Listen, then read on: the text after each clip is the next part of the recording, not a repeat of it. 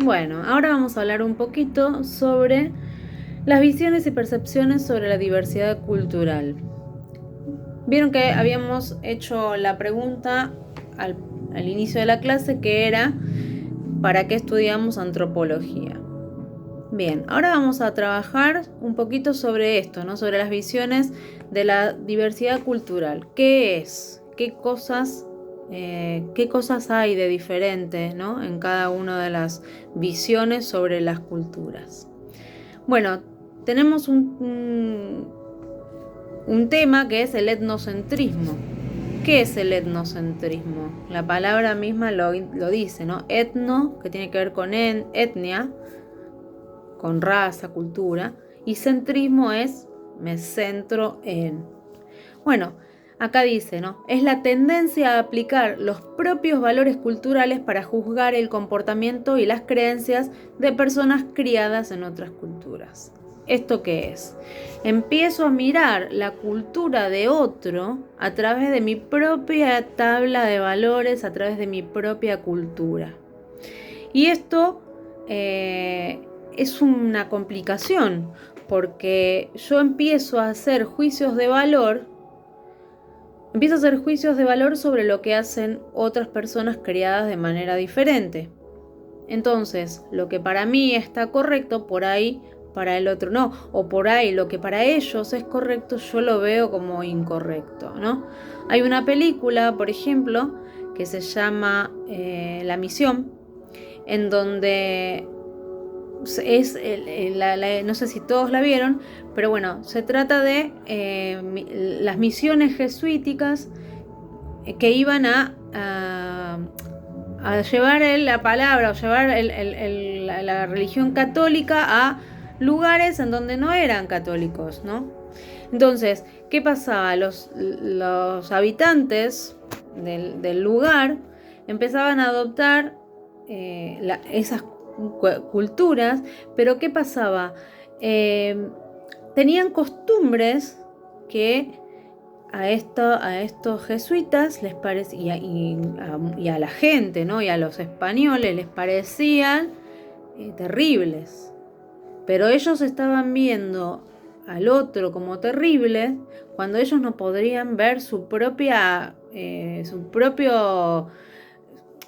aspecto terrible, porque ellos mataban y trataban a los aborígenes de manera como si fueran animales, pero no podían, o sea, ellos no podían ver su propia animalidad y trataban a los aborígenes como si fuesen animales, porque ellos tenían determinadas costumbres que a ellos les parecían aberrantes. Es decir, un ejemplo, los aborígenes, mataban al tercer hijo siempre. O sea, podían tener hasta 2 hijos, el tercero siempre lo mataban. Entonces, al hombre blanco le parecía terrible que mataran a sus hijos. Entonces, cuando se dice la razón por la cual mataban a sus hijos, ellos no podían entenderlo, pero sí aceptaban lastimarlos, tratarlos como esclavos. Entonces, eran 2 costumbres, 2 culturas diferentes, y no podían faltaba empatía, no podían ver lo que pasaba con el otro. La razón por la cual mataban al tercer hijo era porque ellos podían correr con uno solo. Si ellos tenían que correr para salvarse, no podían salvar a 2 de sus hijos, tenían que salvar a uno. Entonces preferían matarlos a que los agarraran los españoles. Entonces, visto desde ahí, es una situación terrible, ¿no? Entonces, bueno, el etnocentrismo es aquello que me hace creer que mi cultura es mejor que la del otro, ¿no? Puede darse también que haya un etnocentrismo invertido, esto de pensar que mi cultura es peor que la del otro, siempre la del otro es mejor, ¿no? Tenemos que entender que somos importantes todos, que todas las culturas se enriquecen, que todas las costumbres tienen que ver con la cultura de un lugar, y que son todas absolutamente respetables. Vamos viendo más o menos por qué tenemos que estudiar antropología siendo psicólogos sociales. Bueno, Después vamos a pasar a lo que es el relativismo cultural, que dice que es la actitud o punto de vista por el que se analiza el mundo y de acuerdo con los parámetros propios de cada cultura. Es decir, yo para pensar una cultura, me voy a plantar me voy a parar en la cultura estudiada. Me voy a tratar de ponerme en el lugar del otro y voy a poder entender por qué actúan o por qué tienen esta determinada costumbre, ¿no? Este relativismo cultural defiende la validez y riqueza de todo sistema cultural y niega cualquier valoración absolutista, moral o ética de los mismos. Es decir, no va a haber desde otro lugar que no sea la propia cultura una forma de juzgar al otro, ¿no?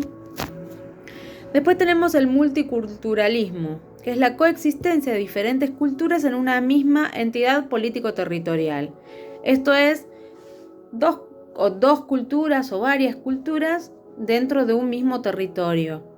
Acá ocurre eso. Tenemos el barrio chino, tenemos el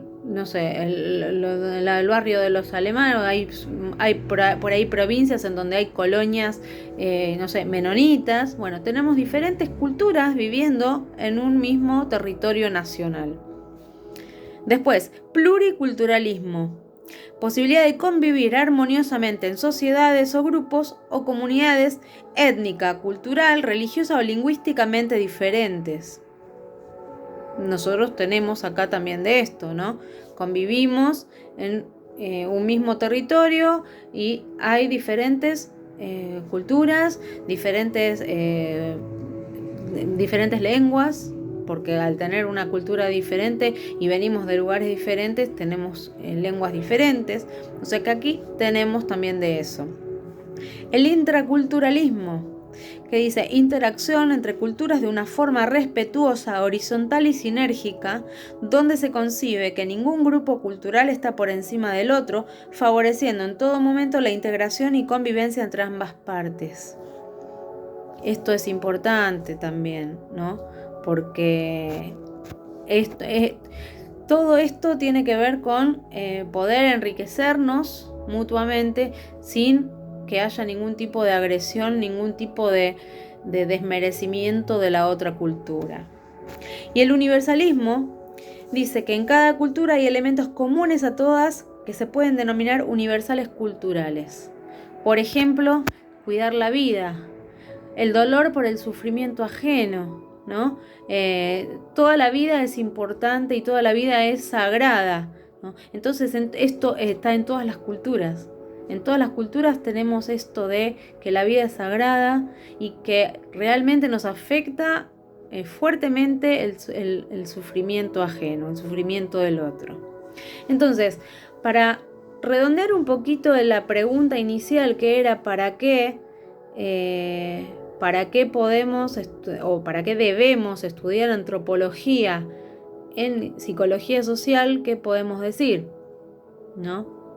¿Qué podemos decir? El psicólogo social siempre va a tender a trabajar para evitar todo tipo de etnocentrismo.